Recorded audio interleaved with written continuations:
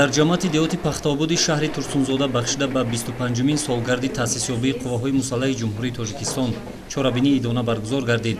дар ин ҷамъ омад ҷанговарону собиқадорони интернатсионалист, сарбозону афсарони қисми низомии деҳоти пахтообод ва шогирдони муассисаи таълимии рақами 4 иштирок карданд.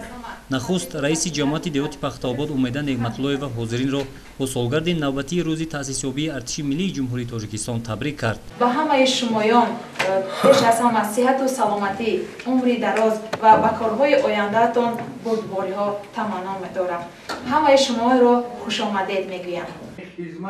дар ин ҷамъ омад таъкид шуд ки қувваҳои мусаллаҳ яке аз рукнҳои воқеан асосӣ ва муҳимтарини давлат, сипари боэътимоди ватанамон мебошад, ки ҳанӯз дар оғози ба истиқлол расидани кишвари азизамон таъсис гардида роҳи хеле мушкилу сангини таърихиро тай кардааст.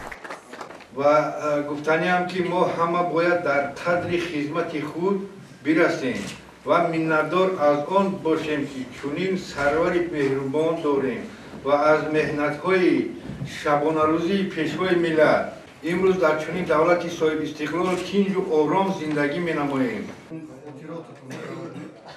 сарбозони қисми низомии деҳоти пахтообод низ дар ин чорабинӣ баромад карда бори дигар садоқати худро нисбат ба ватану миллат собит сохтанд. даври мо даврони осоишта аст, шукр дашту боғу майдон кишта аст, марди деҳқон дар замин машғули кор, бар сари марзи ватан мо поздор, то хушу осуда бошад мулки мо, менамоем ҳифз ӯро доимо, ончуноне ки ватан дорад талаб, мо ба ҳар як гӯшаи он рӯзу шаб, ҳамчу чашму дидаи бедори он посбонем, посбонем, посбон. дар поёни ин чорабинӣ ба фаъолон ва иштирокчиёну собиқадорони интернатсионалист сипосномаҳои роҳбарияти ҷамоати деҳот тақдим карда шуд.